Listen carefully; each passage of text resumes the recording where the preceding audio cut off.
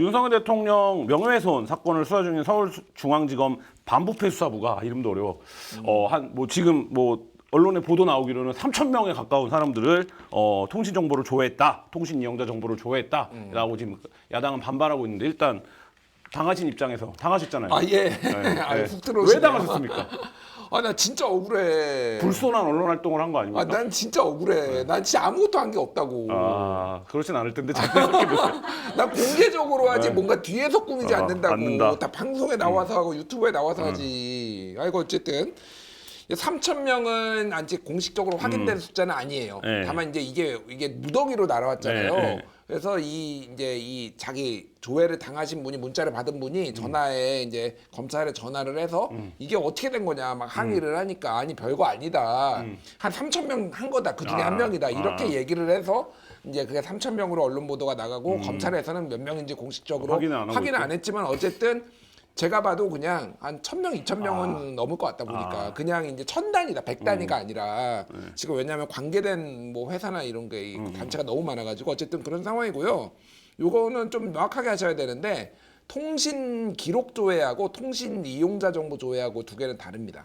통신 이용자 정보 조회는 쉽게 얘기를 하면은 전화번호가 있으면은 이 전화번호를 가지고 있는 주인이 누군지를 보는 거예요. 그래서 이름하고 뭐 그 주소라든지 이런 것만 나오는 거고 기록은 이제 언제 몇 시에 통화를 했는지 요거는 후자는 영장을 받아야 돼 법원으로부터. 근데 전자 같은 경우에는 그냥 검찰이 통신사한테 이거 확인 좀 해달라고 하면 확인을 해주고 옛날에는 그냥 했는데 지금 하도 이게 검찰이 수사기관이 이런 거 하는 게 문제가 되니까 이제 알려줘라. 그래서 법으로는 30일 이내에 이게 통신 이용자 정보 조회를 했으면 그 당사자한테 알려주라고 법으로 돼 있어요. 다만 유예를 할 수가 있습니다. 유예를 할 수 있는 사안이 이런 거예요. 테러. 증거인멸 뭐 이런 거지. 그럼 왜 나한테 내가 테러 분자야? 왜 나한테 바로 안 알려주는 거야? 왜? 두 분이 뭐 어쨌든 지금 이제 윤석열 명예훼손 사건이 진행 중인데 이렇게 뭐 다량의 통신 이용자 정보를 조회하는 게 수사상에 긴급하고 시급하고 필요한 일이라고 보십니까? 어떻게 보십니까? 일단 그 포인트부터. 뭐 습관적으로 하는 거죠. 습관적으로 습관적이다. 하는 거고 제가 이렇게 왜 이렇게 많은 사람이 털렸을까? 네. 그러니까는 1. 관행적 문제가 있고 2. 수사 논리의 문제가 있고 이렇게 두 가지 차원이 있는데 지금 첫 번째 관행적 문제를 보면 제가 볼 때 요거는 카톡을 턴 것이 아닌가 이렇게 의심이 됩니다. 네. 카톡을 털었다는 거는 이제 어떤 의미입니까? 가령 카톡방에 예를 들면 단체 채팅방이나 또는 대화 내역이 있거나 이런 거 있잖아요.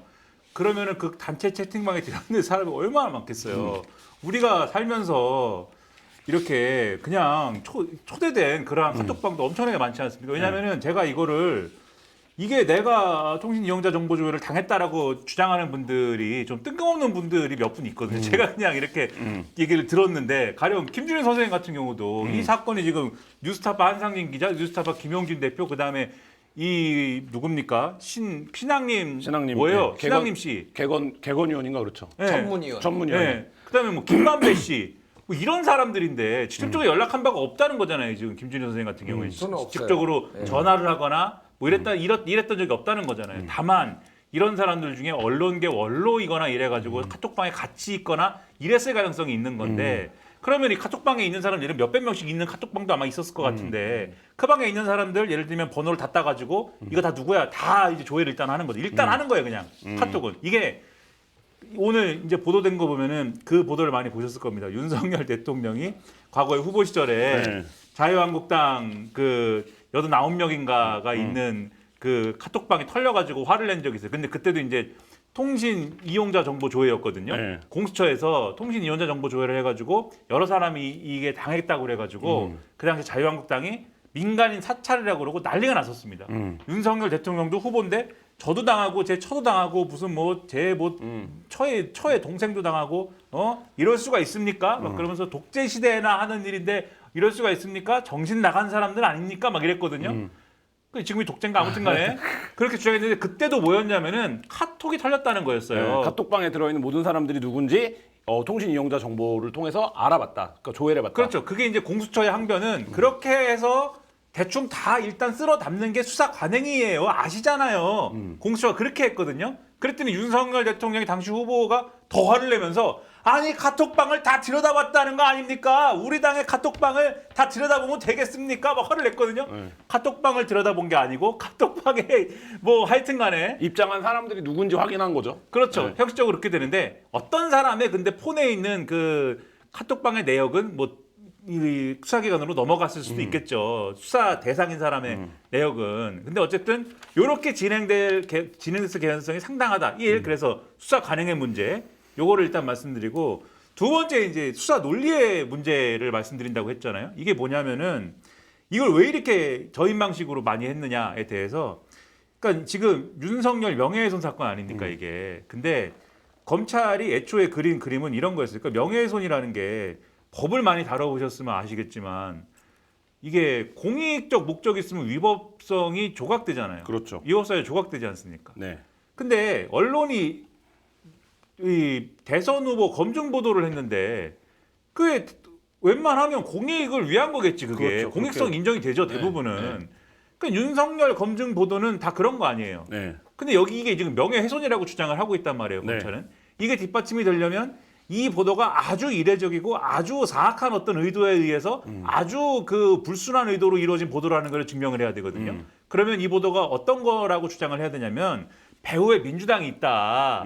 이재명 캠프가 있었다 이 배우에. 그래서 이게 의도적으로 악의적으로 나온 거다. 그렇죠. 기획된 거다. 그걸 증명해야 되는데 이 시점을 잘 보면 2023년도 한 10월부터 해가지고 쭉 뭘 하냐면은 그 배우를 밝혀내려고 검찰이 막 수사를 해요.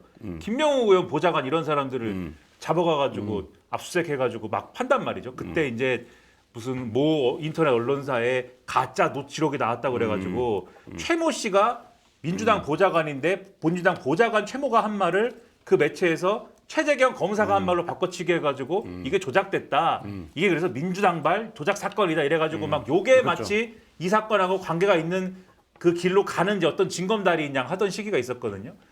그 시기에 사실은 뭐가 안 나왔는지 1월 달에 이러한 대거 저인 방식으로 해가지고 민주당이 배우인 거를 찾으려고 노력을 한 결과가 이거다. 딜레이 돼가지고 7개월 지나서 지금 통보가 된 게 이 결과고 이 공소장이 부실하다라는 거는 좀 이따 말씀드리겠지만 법원에서 지적도 되고 해서 그 결과를 우리가 보고 있는 거다 지금. 금일보는 그건 어떻게 보세요? 1월 달에 조회가 대규모 조회가 이루어졌는데 이 내용이 어쨌든 아까 뭐 그 통보를 미룰 수 있는 사항들이 있다고 설명을 하셨는데 지금 이제 7개월이 지난 후에 모두에게 알려진 이 상황 자체는 어떻게 보십니까? 그러니까 이제 두 번 미룰 수 있다라고 해요. 그런 네. 사유가 있으면. 근데 아까 얘기했듯이 테러나 무슨 증거인멸 그런데 그냥 관행적으로 좀 총선에 악영향을 미칠 수도 있으니 4월 이후에 지금 이제 더 이상 미룰 수 없으니까 지금 이제 와서 통보를 한 것 같고 이제 검찰의 논리가 상당히 이제 문제가 많아요. 왜 문제가 많냐면은 이게 사실은 이제 일단 그 윤석열 명예훼손이란 수사는 뒤에 좀 제가 얘기를 할 테고 이게 아까 얘기했듯이 김만배 신앙님 대선 때 보도였잖아요. 그런데 이 지금 조회를 한 거가 지금 추정이 되는 게 그 당시에 얘기를 했거나 그게 아니라 최근에까지 얘기를 한 것까지 지금 다 털었다라는 거예요. 그러니까 그 대선 이후에 한 것까지. 그러니까 이게 사찰의 성격이 상당히 짙다. 그러니까 물론 검찰은 관행적으로 싹 쓸어가지고 한다라고 하지만은 너무 많아요. 그렇게 얘기하기엔 지금 뭐 얘기 언급된 것만 해도 뭐 이재명, 뭐 추미애 그리고 김병기 의원 그거 얘기고 임은정 검사도 지금 들어가 있고. 조회가 돼 있고요. 그리고 뉴스타파, 미디어 오늘, 고발뉴스, 언론노조, 한겨레, EBS, MBC, 미디어스, 민생경제연구소, 자유언론 실천재단, 통일TV, 뉴스버스 뭐 이런 데거든요. 아니 어느 수사를 이렇게 많이 합니까 도대체? 아니 그러니까 정말 필요에 의하면 할 수는 있어요. 근데 이거는 그냥 진짜 다 긁어온 거야. 그러니까 뭐 3천 명인지 얼마인지 모르겠으나 이거는 뉴스토마토가 보도를 한 거네. 뉴스토마토가 3천 명이라고. 이건 말이 안 된다. 이건 너무 많이 했다. 그러니까 이거는 우리 김민아 쌤이 얘기했지만 하다가 잘 안 되니까 그냥 막 한 것 같아요. 그러니까. 좀 심각한 그러면 하나만 더 얘기를 하면은 네네. 윤석열 대통령이 정확하게 당시에 그렇게 얘기했어요. 저와 제처의 친구들 심지어 제 누이 동생까지 통신 사찰을 했다. 미친 사람들 아니냐라고 얘기를 했고요. 이게 이제 국민의힘 89명 해가지고 한 100명 좀 넘는 인원이었거든요. 이게 3,000명이 맞다면은 30배 더 미친 정권이다. 그때보다. 네. 그 지금 두 분 다 이제 공이 지적하신 게 이게 이제 말하자면 수사가 좀 성과가 없다 보니 무리하게 접근한 거 아니냐라는 지점을 이제 짚어주셨는데 그러면 이제 해봤는데 이게 혐의가 없거나 수사할 게 없으면 접어야 되는 거 아닙니까? 근데 왜 이걸 이렇게 펼치고 있는 겁니까? 이 바쁜 반부패 수사부에서.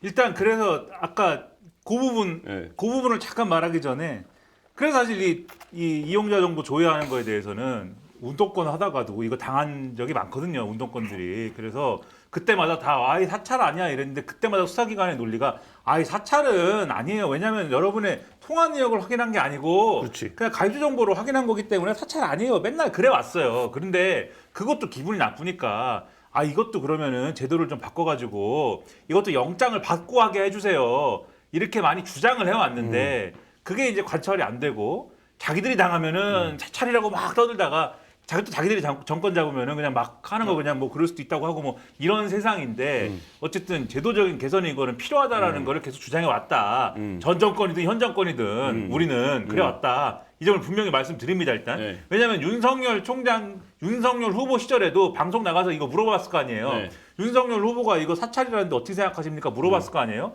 두 가지 얘기했어요. 저 같은 사람들은. 첫째.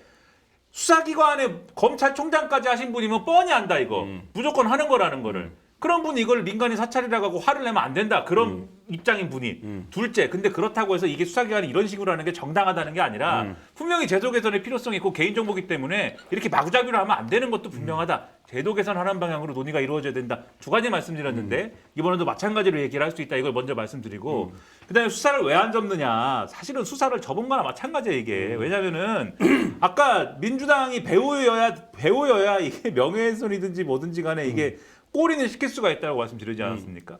근데 지금 공소장을 썼잖아요 지금. 공소장을 써가지고 재판을 하러 갔는데 재판을 하러 가서 딱 보니까 판사가 검사를 혼낸 거 아닙니까? 쉽게 그렇죠. 얘기해서. 물론 말은 좋은 얘기로 했어요. 좋은 얘기로. 아, 수고하셨고 참 이 공소장도 잘 써오셨는데 제가 법리로 이렇게 보니까 이게 공선법 위반인지 명예훼손인지 난 모르겠습니다. 이렇게 얘기해요. 왜냐면은 그 공소장을 보면은 이제 공직선거법 위반이다라는 느낌이 드는 건 왜냐하면 민주당이 내세우는 프레임이나 이런 거를 막 만들어 가지고 윤석열 대통령의 어떤 이 윤석열 대통령의 선거상의 불이익을 안기기 위해서 이런저런 노력들을 한 것이 언론에 이렇게 반영이 됐다. 뭐 이런 얘기만 잔뜩 있는데 지금 이 재판에서 따져야 되는 거는 이 보도가 윤석열 대통령의 어떤 명예를 어떻게 훼손했는지 이걸 따지는 거 아니냐. 이 얘기는 없고 왜 이런 민주당의 프레임 뭐 이런 얘기만 잔뜩 있냐. 이 지적을 한 거 아니에요. 그리고 그거에 대해서 명확하게 민주당이 어떤 배우가 있고 민주당이 뭘 했는지는 없고 또 민주당 사람들 기소된 거 하나도 없잖아요 지금. 그렇죠. 그러니까 이 수사는 처음에 그림은 그렇게 그리고 갔지만 민주당이 배후에 있고 그 배후에 있는 거에 따라서 김만배 신앙님이 움직이고 뉴스타파가 움직이고 이렇게 배후가 있는 뉴스타파의 행동에 다른 언론들이 노란한 거다라는 그림을 그리고 왔는데 배후가 있다라는 증거를 못 찾아낸 상태에서 그러면 말씀하신 대로 그냥 다 접어야 되는데 완전히 접을 수는 없으니 민주당이 배후가 있다라는 부분만 다 빼고 그냥 이건 하여튼 명예훼손이에요. 그러고 지금 밀고 지금 간 거거든요.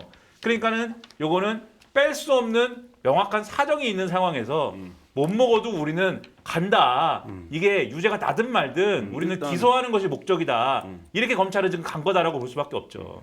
이거 어떻게 진행될 거라고 보세요? 그러니까 민주당 입장에서는 어쨌든 지금 좀 너무 과하다. 그러니까 이게 그리고 앞서 계속 강조하셨지만 윤석열 대통령도 후보 시절에는 굉장히 비판적으로 미친 사람들이라고 했던 그런 부분이기 때문에 민주당 입장에서도 뭐 지금 당대표에서부터 뭐 최고위원들까지 다 포함이 된 상황이라 그리고 이제 말씀하신 대로 이 지금 공소장을 보니 이 사건 자체가 좀 무리한 수사였다 이렇게 지금 지적을 할 포인트들이 있는 건데 어떻게 전개될 거라고 보십니까? 그러니까 그 힘으로 김건희 수사를 하라고죠. 왜 진척이 안 돼 그거는. 이상하잖아. 왜 검찰에 헛방을 하냐고 헛바이질을 하냐고. 그러니까 좀 힘을 잘 분배해서 쓰면 좋겠다 이 생각이 들고 저는 이 수사 자체가 일단은 심각한 문제가 있다라고 보는 게 이거는 무조건 공직선거법으로 걸어야 되는 거예요. 자, 우리나라 역대 대통령 중에서 검찰이 대통령에 대한 명예훼손으로 수사를 한 적이 있습니까? 그러니까 대통령은 물론 이제 사인이기도 하지만은 공인이잖아요. 그러니까 대통령 재직 시절 후보 시절이라고 하더라도 공직자 후보자는 공인입니다.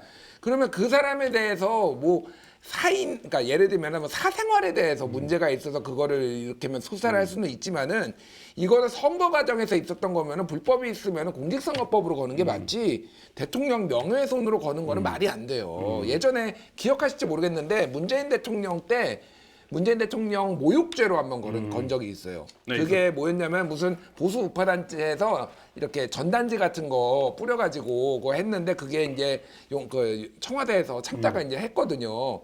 얼마나 자유한국당에서 욕을 많이 했습니까? 대통령이 무슨 뭐 그런 모욕죄 그런 거 어떻게 적용을 하냐? 대통령이 개인이냐? 사생활이 어디 있느냐? 이거 마찬가지예요. 그러니까 이게 공직선거법으로 걸려고 하니까 이게 각이 안 서는 거야. 그러니까 그냥 대충 폭넓게 그냥 지금 명예훼손으로 걸고 있는데 대통령 명예훼손으로 거는 나라는 어떤 나라인가요? 독재국가예요. 독재국가밖에 없습니다. 거의 그러니까 아까 얘기했잖아. 그 문재인 독재 정권이라고 옛날 자유한국당이 맨날 얘기했거든요. 그거의 30배다 지금. 30배 독재 정권이다. 시진핑, 푸틴급이에요 지금 제가 보기엔. 지금 대통령 명예훼손으로 거는 나라는 전 세계 자유 선진국이 없다고요. 일단 말이 안 돼. 공직선거법으로 걸어라. 검찰이 만약에 이게 진짜 심각한 문제가 있으면은 그 나를 공직선거법으로 기소하지 말고. 그러니까 이게 수사가 안 되는 거야. 그러니까 말이 안 되는 거야. 그러니까 저는 김만배 신앙님은 공직선거법으로 다퉈볼 여지가 있다라고 봐요. 근데 나머지는 아예 말도 안 되는 거예요. 이거는 왜냐면은 낙선을 시킬 목적으로 해서 첫 문장에서 딱 걸리는 거야. 공직선거법은 무조건 내가 또 조사 받아봤잖아. 낙선을 시킬 목적으로 이게 제일 중요하거든. 언론이 그러면 한겨레, 김환이 기사를 썼는데 윤석열의 낙선 시킬 목적으로 쓴 겁니까? 아닙니다. 맞는 것 같은데. 아닙니다. 아니야? 예. 그러니까 입증이 안 된다고 그게. 그 목적성이 입증이 안 되기 때문에 이거는 다 사실은 그거를 그렇죠. 검찰이 아니까 대충 뭉개가지고 명예훼손으로 그냥 막 걸었다. 잡아놓는 거야 이게. 이게 굉장히 심각한 거예요. 그러니까 이게 지금. 알겠습니다. 다음 주제로 좀 넘어가 보도록 하겠습니다. 이 얘기만 2시간 돼요 사실. 네, 넘어가 보죠. 30배 나쁘다. 네. 30배 라는 어떤 반정부적인 규정이 있었습니다. 네. 자, 뭐 이게 지난주 이슈였긴 한데 그 국민의힘 정정식 정책위원장이 사퇴를 했습니다. 사퇴를 하는 과정에서 윤석열 대통령과 한동훈 후보의 뭐 독대냐 아니냐 몇 분 만났냐 이 논란이 있었고 어쨌든 했는데 총평적으로 보면 지금 이제 한동훈의 시간이 열리고 있는 겁니까? 아니면은 용산이 한번 허니문 기간이니까 한번 참아준 겁니까? 어떻게 보십니까? 일단은 뭐 네 하고 싶은 대로 해라 약간 이 정도 된 것 같아. 이게 당무 개입에 대한 조금 어떤 부담감이 상당히 크지 않았나 이렇게 봅니다. 어쨌든 63%, 62.8%라는 높은 지지율을 받은 당대표를 계속 용산에서 발목 잡는 것 같은 이런 분위기가 안 좋은 것 같은데 인선을 한 거를 보니까 약간 뭐라고 해야 되나요? 이게 체제가 되게 허약하구나 저는 오히려 한동훈 대표 체제가 한동훈 대표 체제가 김종혁 최고위원 이렇게 네. 인선을 했는데 보통 여기에는 재선 3선들 아니면 어쨌든 의원들을 많이 합니다. 근데 지금 의원을 안 한 거는 사람이 없는 거예요. 그러니까 논리력이 있고 전투력이 있는 사람들 중에서 현역 의원이 별로 없는 거야. 그러니까 왜냐면 다 초선들이고 그리고 정치에서 조금 잔뼈가 굵어가지고 이런 약간의 음모라든지 아니면 이런 논리 싸움이라든지 이런 거를 할 수 있는 사람이 없는 거야. 김종혁은 알다시피 그 중앙일보 그 편집국장 출신이고 언론인으로서 이제 이런 방송이나 토론도 많이 해보고 그러기 때문에 최고위원회에서 만약에 경론이 벌어졌을 때 어쨌든 이렇게 설득을 할 수 있고 논리가 되는 사람을 뽑은 것 같아요. 그러니까 나이도 이제 꽤 이제 많으신 분이고 그러니까 81학번이거든요. 상당히 이제 나이가 있는 분이니까. 그러니까 그런데 사실은 이거 의원이 해야 되는 게 맞죠. 왜냐면 한동훈도 의원이 아닌데 대표가 의원이 아닌데 그리고 한지아 의원. 한지아 의원 같은 경우에는 이번에 초선 비례인데 의사 출신이거든요. 한화갑 조카예요. 그래서 이분은 이제 호남계다 막 주장했던 호남 홀대론이 나오니까 서울에서 산 사람인데 막 호남계다 막 이렇게 분류를 했는데 이분이 어떤 능력이 있어서 수석 대변인이 됐는지 사실 잘 모르겠어요. 그러니까 어쨌든 인선이 되게 자기 사람 심기에 좀 급급한데 급하다. 이게 그러니까 중간지대에 있는 사람을 선임을 해가지고 자기 사람으로 끌어들이는 것도 능력이거든요. 근데 지금은 제가 보기엔 그런 조금 인사도 아니다. 굉장히 뭐라고 해야 되나? 생존 본능이 켜진 것 같아요. 오히려 초반부터 막 이렇게 친윤들이 약간 세게 나오고 그러니까 그리고 예전에 당 대표들 막 끌어내려진 거 막 이런 거 보니까 네. 약간 자기 사람에 대한 집착이 좀 보이는 생존형 인물이거든요. 인사다. 뭐 그런 거 저는 그렇게 봅니다. 예. 그 깜빠뉴님이 슈퍼챗을 써주시면서 김민아 쌤 더운데 화이팅하세요 이런 걸 남겨주셨습니다. 저를 보면 더우세요? 네. 더우시구나. 네. 어쨌든 감사합니다.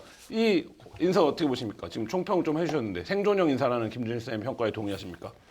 이제 그 다수의 국민의힘 의원들이 밤윤 밤한 모드로 들어갔다. 밤윤 밤한? 네. 네. 밤에만 자기가 친윤인지 친한인지를 얘기한다. 아. 낮에는 아무 얘기도 안 합니다. 네. 낮에는 그냥 뭐 이렇게 입 다물고 있다가 밤 되고 일과 시간 끝나고 술 한잔 할 때만 그래도 한동훈 뭐 이런 거 그런 이런 모드다 분위기다. 지금. 그래서 낮에 얼굴 내밀기가 싫으니까 인사 수요가 채워지지가 않는 거예요. 그런 부분이 있고 그 다음에 지금 한동훈 대표 입장에서는 대표가 막 되지 않았습니까? 근데 전당대회가 너무 개판으로 치러졌잖아요. 그러면 그 직후에 사실은 무슨 생각을 했을 거냐면은 수습해야 된다고 또 생각했을 거예요. 이거 수습을 해야 된다. 통합을 해야 된다. 뭔가를 화합적으로 가야 된다. 이렇게 생각을 했을 텐데 사실 지금 이제 많은 분들이 한동훈이 이제 대표가 됐으니까는 바로 이제는 윤석열과의 삼국기에 나서고 윤석열 대통령하고 싸울 거야. 윤석열 대통령에게 싸움을 걸겠지. 이렇게들 보지만 제가 볼 때 이번에 정점식 사태를 보면서 뭘 느꼈냐면 여전히 싸움을 거는 쪽은 윤석열 대통령이다. 이 생각이 들더라고요. 그 뭐냐면은 쭉 과정을 보면은 그러니까 한동훈 대표 입장에서 보면은 지금 상황이 이랬던 거예요. 그러니까 정점식 정책위 의장 오늘 예를 들면 김종혁 이제 최고위원으로 네. 지명되신 김종혁 최고가 나가가지고 이제 그런 얘기를 막 하잖아요. 사실 이거는 경향신문에서도 그런 보도를 하긴 했는데 사실 정점식 정책위 의장이 사표를 냈으면 우리가 그냥 반려할 수도 있었다. 그러니까 정점식 유임으로 갈 수도 있었다. 근데 친윤이 막 나와가지고 절대 이분은 절대 사퇴시키면 안 된다라고 하고 대통령도 나와가지고 대통령이 얘기한 건 아니지만 비서실장이 나와가지고 이 사람은 유임시켜야 된다고 하니 그럼 우리 입장에서는 자를 수밖에 없게 되는 거 아니냐 이런 얘기를 막 하거든요. 근데 저는 이게 뭐 끝나고 나서 하는 얘기인데 근데 이게 절반의 진실 정도는 있다라는 생각이 들어요. 왜냐면은 어쨌든 정점식 의장을 대충 뭐 어떻게 해가지고 사실은 서로 좋은 게 좋은 거 아닙니까? 좋은 게 좋은 거로 해서 가도 되는데 문제는 뭐냐면은 한동훈 대표가 이렇게 있는데 대통령이 불러가지고 얘기를 했는데 얘기를 한 것까지는 좋아요. 근데 얘기를 했는데 각자가 점심 약속이 있었다는 거 아닙니까?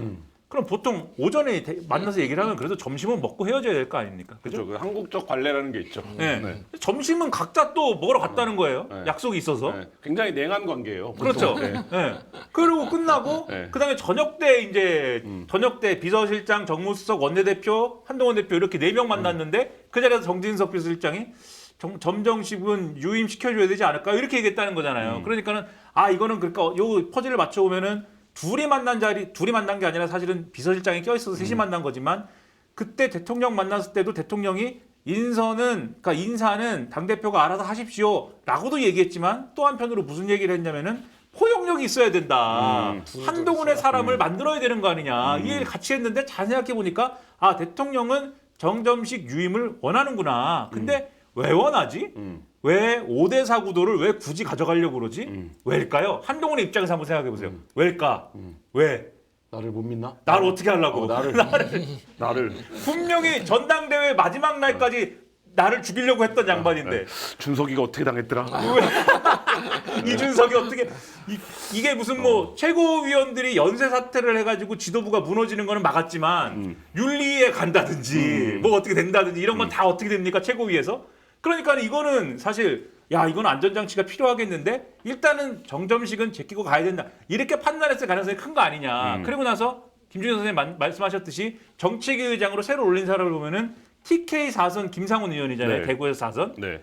이 뉴스가 나오기 전까지 대구에서 4선 한지도 몰랐다고요, 우리는. 네. 아셨어요? 몰랐습니다. 모르잖아요. 네. 왜? 누군지도 몰랐습니다. 저는. 그러니까 이분이 성향이 약간 애매하거든요. 과거에 이준석 지도부 무너지고 나서 정진석 비대위 할 때 비대위원하고 뭐 그다음에 가끔 이상한 말 하고 이 윤석열 대통령 구미에 맞는 말 하고 이런 분인데 TK 4선을 정책위 의장감이라고 올리면 이 정책위 의장은 지금 원내대표도 오케이 해야 되고 의총에서 또 오케이 해야 되는 구조지 않습니까? 근데 TK 4선인데 거기서 비토놓을 수 있어요? 원내대표가 이 사람 안 됩니다 할 수 있어요? 없잖아요. 안전빵으로 간 거다. 실제로 오늘 만장일치로 오케이가 됐습니다. 그러니까 요거는 방어적으로 나온 거거든요. 즉 이 전쟁의 지금 이 싸움의 성격은 수성전이었다. 한동훈의 수성전, 방어전이었던 거고 방어전을 공격은 용산이 한 거다. 그렇죠. 윤석열 대통령이 공격 들어오려고 개구멍 내던 거, 성벽에 개구멍 내던 거를 일단은 막은 것이다. 그러면은 요 시도가 끝나는 것이냐? 윤석열의 성을 되찾기 위한 요 성벽에 구멍 내는 시도가 끝나는 것이냐? 저는 안 끝날 안 거라고 끝난다. 보고 네. 결국은 이 문제는 연내에 특검을 통해서 한번 크게 폭발할 것이다 이렇게 보는 겁니다. 어떻게 보십니까 이 분석? 아, 윤석- 대체로 동의를 하고요. 예. 그 오늘 김종혁이 아까 전에 그 인터뷰 했다고 했잖아요. 김종혁을 뽑은 이유가 그거예요. 그러니까 그런 여론전을 하는 겁니다. 그러니까 그러니까 이제 김종용의 입을 통해서 김종혁의 입을 통해서 사실은 정점식 정책위 의장을 바로 교체하는 걸 생각 안 했을 수도 있지만 4대5 구도라는 거는 그 전당대회 다음 날부터 언론 보도로 나오기 시작했어요. 이거 잘 헤쳐나갈 수 있겠느냐. 근데 정말로 정정식 정책위 의장을 교체하는데 아예 관심이 없었을까? 명분이 없으니까 뭔가 명분을 만드는 건데 명분을 저쪽이 지금 친윤들이 먼저 줬다 이런 식으로 지금 만드는 것 같고 이거는 그러니까 정책위 의장은 어쨌든 논쟁이 됐기 때문에 뭐 자기 사람이라고 해봤자 3선 이상에서 별로 없기도 하지만은 뭐 자기 색채를 너무 세게 하면은 만에 의총에서 괜히 논란 생길 수 있으니 그냥 중립적인 사람을 놓은 것 같고 나머지 인선들을 보면은 이제 아까 얘기했듯이 굉장히 좀 검증이 안 된 사람 제 느낌으로는 약간 그런 분들을 많이 넣은 것 같아요. 그래서 전체적으로 보면은 약간의 뭐라고 해야 될까요? 그러니까 본인의 친정 체제를 빠른 시간 내에 구축을 하고 자기가 하고 싶은 걸 하고 싶은 어떤 조바심? 약간 이런 게 좀 느껴진다라고 저는 보고 두 개의 이제 연내에 두 개의 산이 있어요. 하나는 10월 16일에 이제 보궐선거가 있거든요.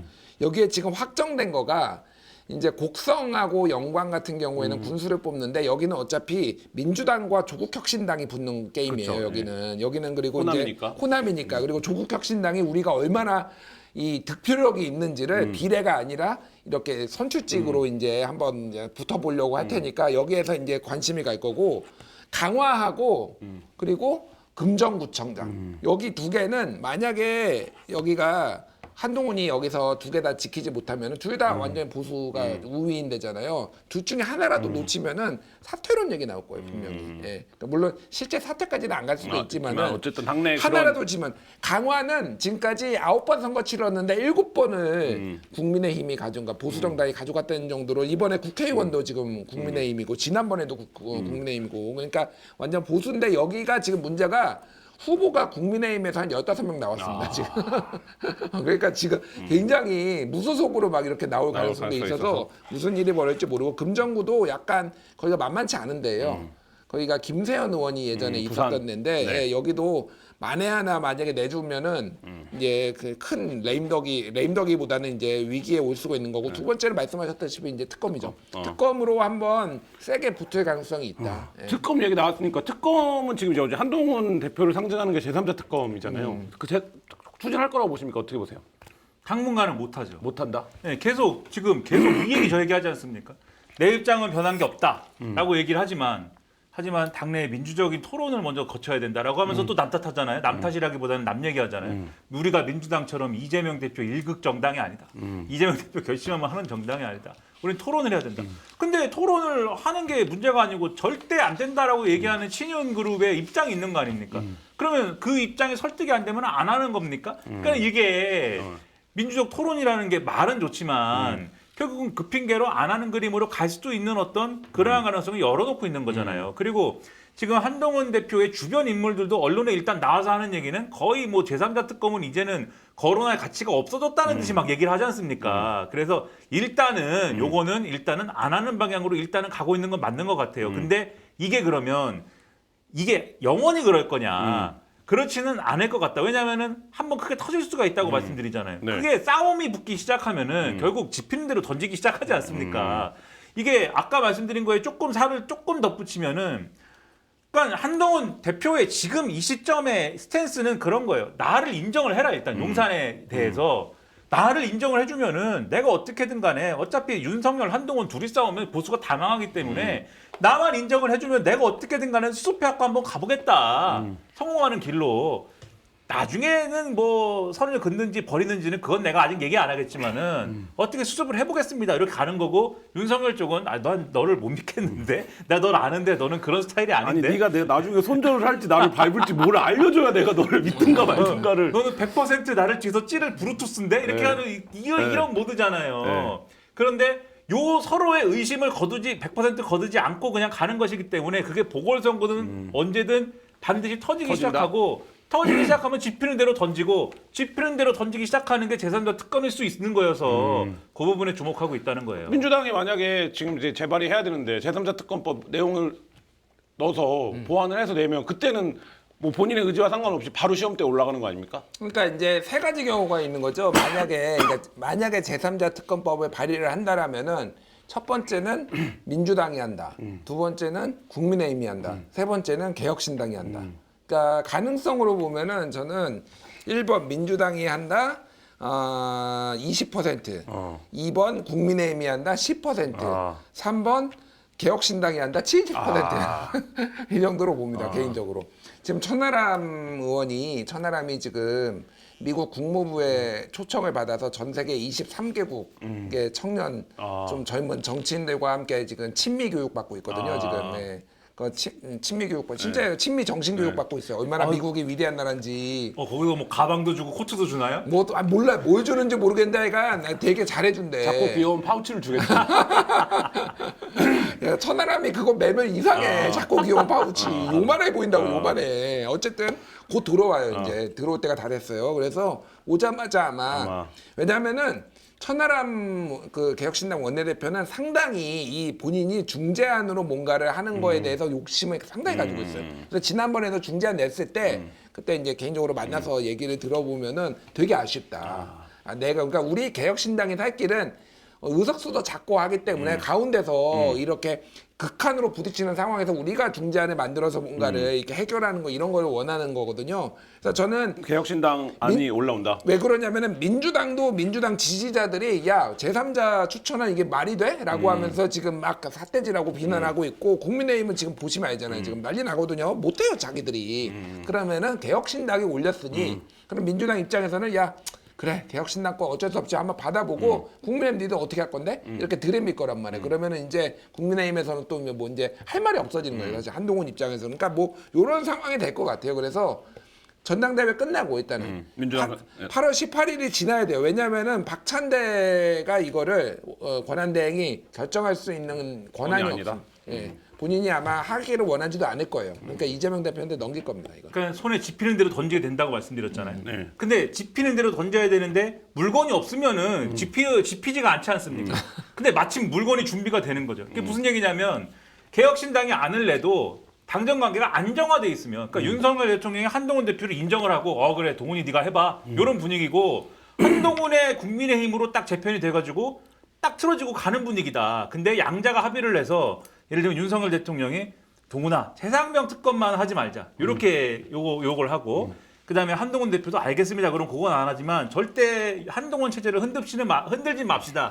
이렇게 합의를 하는 안정적 구조가 된다. 그러면은 개혁신당이 안을 내도 한동훈 대표가 뭐 똥물 좀 뒤집었어도 그냥 갈 텐데 그게 아니라 너 물러나 분위기 속에서 또 너 물러나 분위기 속에서 악의 다툼을 하는 상황에서 개혁신당이 이걸 가져와서 막 싸우고 있는데 네, 말씀하셨던 제3자로 저희가 막 싸우고 있는 옆에서 뭘 주는 거예요. 그러면 이렇게 집어가지고 이렇게 때린다니까 이거를 이런 분위기가 될 수도 있다. 딱 8번면 넘어오지 않습니까? 그 와중에 시기는 언제로 보십니까? 네? 시기는 언제로 보십니까? 올해 안에 이루어진다. 올해 이거. 안에 시기 언제로 저는 보십니까? 올해 안에? 아니라고 봐요. 예. 네. 왜냐하면 내년으로 넘어가면은 이게 내년 또 4월에 보궐선거 있거든요. 그렇죠. 이게 여기는 판이 커질 수가 있어요 지금. 그래서 그 전에 이거를 해결하지 않으면은 한 발자국도 못 나가고 선거 또 참패하면은 본인이 흔들릴 수가 있기 때문에 이걸 해결해야 될 거야. 알겠습니다. 지금 당장의 현안으로 제시되고 있는 얘기 좀 해보죠. 대통령 휴가를 갔는데 지금 이제 민생회복지원금법 25만 원 특별법이라고 부르는 법안이 통과가 됐고 노란봉투법도 통과가 됐습니다.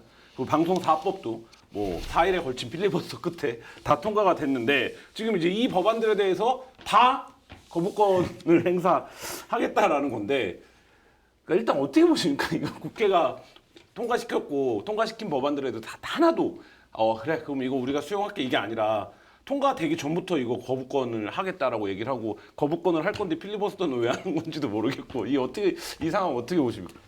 아유 뭐 하는 거예요 이게. 네. 그러니까 거부권 행사를 할 거면은 최소한 무슨 모양이라도 내야 될 거 아니에요. 지금 말씀하신 대로 좋아 다 국회가 결정했으니까 다 받겠지만 이거는 정말 안 돼요. 뭐 이런 모드로 해야 이게 예를 들면 법안이 뭐 6개가 넘어왔다. 6개 중에 이 5개는 제가 받는데 제가 그동안 의견은 6개가 다 무조건 안 되는 거지만 정말 안 되는 거지만 이 중에 딱 하나는 진짜 제가 양심상 안 되겠습니다. 뭐 이런 모드로 가면 국민들도 그래 뭐 아무래도 국회가 너무 야당 우위니까 대통령도 뭐 저렇게 할 수도 있겠지 뭐 이런 생각을 조금이라도 할 텐데 그게 아니고 무조건 이거는 6개 다 안 한다 이런 분위기고 인사도 무조건 다 뭐 김문수 뭐예요 이런 거 지금 무슨 상황입니까 이게 무조건 인사도 내 위주로 간다 이런 거고 이게 완전히 일방통행식으로 계속 가지 않습니까?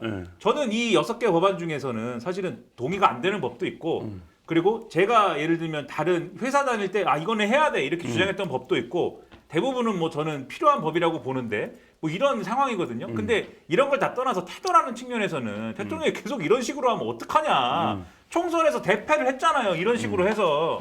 그러면 총선에서 대패를 했으면은 이제는 야당이 다수당이어가지고 뭐가 안 됩니다. 이런 얘기를 할 시효도 이제 다 지난 거거든요. 태도의 변화가 있고 뭐 하여튼 윤석열 리더십이 바뀌었습니다. 이런 모드로 가야 될 거 아니에요. 어떻게 더 독이 오르는 것 같고 그리고 여당은 거기에 끌려가는 것만 같아서 상당히 유감이다 이런 겁니다. 김준희 선생님 어떻게 보실까요? 총선 참패 이후에 뭐 반성도 하고 이재명 대표도 만나는 모습도 연출하고 좀 갔잖아요. 어쨌든 근데 결국에는 제일 중요한 이런 입법 관련해서는 여전히 똑같은 태도로 보이고 있는 이 윤석열 대통령의 일관성 어떻게 보십니까? 영수회담이 까마득해.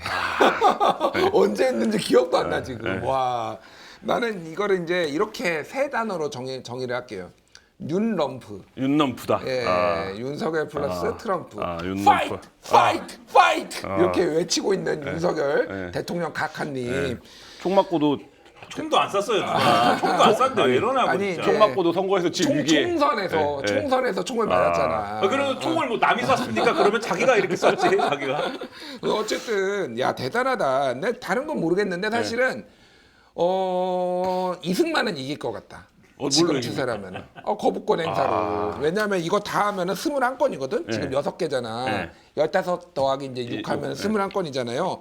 이승만 대통령이 재임 기간 동안 45번을 했어요. 물론 이분은 재임 기간이 더 길었긴 하지만 어쨌든 45번 했으면은 윤석열 대통령이 이기려면은 1년에 9건씩만 합니다. 9, 5, 45. 그러면은 이기잖아. 이미 지금 추세가 21건이면은 9, 18 더하기 3건 더하잖아. 지금 추세가 이길 수 있어. 이길 수 있는 추세로 가고 있다. 역사에 남는 대통령. 윤석열 대통령은 항상 본인이 역사에 남는 대통령이 되고 싶어 하니까 이승만을 이긴 대통령으로 역사에 기록될 수 있겠다 이 생각이 드는데 원칙이 없는 게 저번에 기억하실지 모르겠는데 야당이 단독으로 올린 것 중에서 이태원 그 세월호 참사 피해자 유가족 지원하는 법안이 있었잖아요. 그게 원래 10년으로 끝나는데 연장하는 것에 대해서 여야 합의가 안 돼가지고 올라갔거든요. 그거는 또 거부권 행사 안 했어요. 수용했죠. 예. 수용했어요. 그러니까 잘했어요. 잘했는데 원칙이 뭐야? 그러니까 윤석열의 주장은 뭐냐면은 합의가 안 된 거는 나는 무조건 다 거부권 행사하겠다라고 얘기했어요. 그럼 이거는 왜 이렇게 받아들였느냐? 내 마음속으로 내가 합의했다. 자기 스스로 몰래 합의했어. 야당도 모르게 몰래 합의했어. 그런 거고 한우 농가 지원법 이런 거는 그 국민의힘 막 의원들도 같이 하긴 했는데 국민의힘 막 홍문표 의원이 더 주도적으로 막 한우 농가 지원법 이런 거 한 거예요. 아주 사소한 차이인데 막 그러니까 서로 싸우느라고 합의가 안 된 건데 그것도 거부권 행사했어. 그러니까 엉망진창이에요 제가 보기에는. 그러니까 얘기했던 대로 만약에 약간이라도 정당성이 있으려면은 이거는 본인이 조금 이 정무적인 감각이 있으면서 거부권 행사하고 저는 개인적으로는 전 국민이 25만 원 같은 경우에는 내용에는 동의를 하거든요. 지금은 지난해 뭐 23조 원 정도 29조 원이구나. 이제 지방 교부금, 지방 교육 교부금 합쳐가지고 이런 거를 안 준 것까지 포함해서 지금은 25만 원 정도는 줄 수 있다라고 보는데 이거를 처분적 법률로 국회가 하는 거는 저는 반대입니다. 그러니까 이런 거는 거부권 행사에도 저는 명분이 있다라고 봐요 개인적으로는. 그런데 나머지는 말이 안 되는 거니까 이런 식으로 설득을 해야지. 이거는 정치를 하는 게 아니다. 엉망진창이다. 그리고 여름휴가 갔다 와서 무슨 4+1 무슨 설명한다면서요. 개혁에 대해서 이 노동- 정부의 개혁에 대해서 노동, 교육, 연금, 그리고 의료, 거기에 플러스 이제 저출산. 아니 2년 동안 뭐 해? 아니 2년 동안 뭐 하다? 방금 욕하는 줄 알았어요. 아, 이거 아닙니다. 더 심각한 건 뭐냐면은, 그러니까 이 정부가 추진하는 노동 개혁이 뭔지 아세요? 저 시청자분들 아십니까? 이 정부가 추진한 김문수요. 김문수 주 69시간 노동제 네. 뭐 이런 걸 알잖아. 네. 건설노조 박살, 건설노조 박살. 네. 김문수요. 건폭 척결. 저는 이 정부의 정책에 부응하기 위해서 주 100시간을 노동하고 있습니다 지금. 예. 더 이상 노동을 할 수가 없어요. 그러니까 내용이 일을 하게 해주세요. 일단 일을 줘요. 일을. 내가 말하는 거는 내용이 뭔지도 몰라. 뭐, 근데 일을 뭘 주고선 설명을 했으면 말해. 설명을 하려면 국회에 가서 해야지. 왜냐면 상당수가 입법 과제예요. 그쵸, 네. 연금 개혁은 정부가 안도 없이 비겁하게 국회에다 떠넘기고 나서 그때 21대 막바지에 정부하고 민주당에서 이재명 대표가 받겠다고 하니까 갑자기 22대로 넘깁시다 막 난리 그렇죠. 쳤잖아. 지금 뭐 하는데 지금? 그러니까 비겁하게 짝이 없고 무능하게 짝이 없다. 그리고 무슨 개혁입니까 개혁? 있는 거나 지금 나라 망하게 생겼어 지금. 이 무능하다는 생각이 들어요. 왜냐면은 지금 말씀하신 데 25만 원 주는 거 그거는 뭐 정책적으로 반대할 수 있다고 봐요. 보수가 반대할 수 있는데 그러면은 국민들이 그런 느낌을 가져야 되거든요. 이걸 반대하는구나. 그러면은 경제적으로 여러모로 지금 어려운 상황인데 정부의 보관은 뭐야? 정부는 이런 대안이 있으니까 저거를 반대하는구나. 그러니까 저거는 민주당의 어떤 해결책이고 윤석열 정권은 윤석열 정권의 해결책이 있구나. 이걸 가지고 비교할 그렇죠. 수 있는 대안이 있어야 되거든요. 네. 없잖아요. 근데 이 정권은 자기들이 아무것도 안 하는 게 대안이에요. 제가 이걸 비아냥대는 게 아닙니다. 올해 1분기에 지표가 잠깐 반짝 좋은 지표가 나왔거든요. 성장이 괜찮게 됐어요. 반도체 때문에 그런 거라고들 일부 언론이 보도를 했는데 대통령실에서 나와가지고 또 기재부 장관도 같은 주장을 했는데 뭐라고 했냐면은 이거는 진짜 아주 윤석열 정권의 희망이 보이는 어떤 그런 거다. 왜냐하면 그 구체적인 지표를 보면은 공적 부문의 기여가 제로다. 제로야. 네, 제로. 그러니까 정부 사이드에서 한 일이 아무것도 없다. 근데 성장을 했다. 이게 뭐냐? 시장 주도의 성장 경로가 회복이 된 것이다. 앞으로 이러한 성장 동력을 가지고 윤석열 정권의 성장 공식이 이제는 효력을 발생시키는 거다. 이제부터가 시작이다. 그래서 이제부터는 정부가 손을 안 대도 알아서 시장에서 활력이 도는 그러한 성장이 일어난다. 그랬거든요. 오늘 보세요. 오늘 오늘. 주식이 이게 뭐고 지금 난리가 났잖아요. 네, 슬픈 날이 됐죠. 네, 이 난리가 나서 그냥 근데 주식 시장이 일시적으로 뭐 이러고 뭐 이럴 수는 있겠지만 그게 문제가 아니라 지금 예를 들면은 미국에서 심상치 않잖아요. 네. 그럼 앞으로 미국에서 금리 인하의 타이밍을 어려운 얘기니까 빨리 넘어갈게. 벌써 다들 표정이 안 좋아지고 그래. 딴청 피고. 금리 인하의 타이밍을 놓쳐가지고 이런다라고 하는데 그럼 우리도 금리 인하를 할 거냐 말 거냐 뭐 이런 얘기를 해야 되는데 집값을 그동안 그냥 집값을 무작정 그냥 막 떠받치면서 어떡하지 막 이래 와가지고 지금 금리 인하 하면은 또 그냥 괜히 또 이거 집값만 부채질하는 거 아닙니까? 막 이렇게 생긴 거잖아요. 한 치 앞도 내다보지 못하고 경제정책을 펴오니까 경제정책에 맥락이 없지 않습니까? 어떻게 하겠다는 거예요 도대체. 이런 욕을 할 수밖에 없는 이러한 무맥락, 무능력 정책을 하니까 25만 원 얘기에 있어서도 거부권만 행사하는 게 곱게 보이지가 않는 거다. 알겠습니다. 그러니까 요거는 진짜 한마디 해야 되는 게 그 짧게 할게요. 네. 그 1사분기에 그 한은이었나 내가 정확하게 기억이 안 나는데 그때 정부 기여도가 진짜 0이었어요. 네. 뭐 이제 민간 기여도 있고 뭐 이렇게 여러 개 나누는데 그러니까 무정부 상태야. 진짜로 무정부 상태야. 있으나 없으나 의미가 없는 거야. 그러니까 그거를 보면서 정부 기여가 없으니까 정말 잘하고 있다라고 말하는 거 뇌구조가 정말 이상하다. 그러니까 저기 우와, 최민희 표현처럼 우리가 기여한 게 아무것도 없어. 시장이 이겼어. 이것이야말로 시장 주도 성장. 뭐하러 있어 그럼 정부가 아니 그러니까 경제가 안 좋을 때 예를 들면 다양한 방법이 있잖아요. 뭐 경기가 과열되면은 이제 뭐 금리도 있고 뭐 여러 가지 정책 수단을 통해서 이제 과열을 진정시키는 게 그리고 미리 이제 거품을 빼는 게 정부의 역할이고 지금처럼 자영업자가 안 좋을 때는 지금 이제 완전히 양극해요. 그러니까 수출하고 지금 내수랑 이게 완벽하게 그러니까 안 좋은 게 수출이 이제 9개월 연속으로 회복이 됐지만은 그 전에 한 1년 정도 계속 마이너스였다라는 거는 그리고 지금 불황형 흑자거든요. 수입이 줄어가지고 어쨌든 근데 수출이 되고 대기업이 잘 된단 말이야. 자영업자는요 지금 서울 같은 경우에는 8집 중에 한 집에 폐업합니다. 어마어마해요 지금. 그리고 자영업자 연체율이 2022년에 0.5였는데 지금 1.52가 됐어요. 3배가 늘었어요 지금 자영업자 연체율이. 자영업자들 망해가고 있단 말이에요. 그러면은 전 국민 아까 김민아 쌤이 얘기했듯이 전 국민 25만 원에 안 줄 거면은 대안이 있어야 될 거 아니야. 지난번에 소상공인 대책 나온 게 내용이 거창해 보이지만은 우리 대출해 줄게. 대출 연장. 대출해 줄게. 니들 다 죽게 생겼어 지금 대출 받기 전에. 이게 장난이 아니야 진짜로. 지금 자영업자 다 죽게 생겼는데 무슨 대출 타령을 하고 있어 지금. 아, 무정부, 무능, 무맥락, 무정부. 네. 다음 시간으로 넘어가도록 하겠습니다. 네.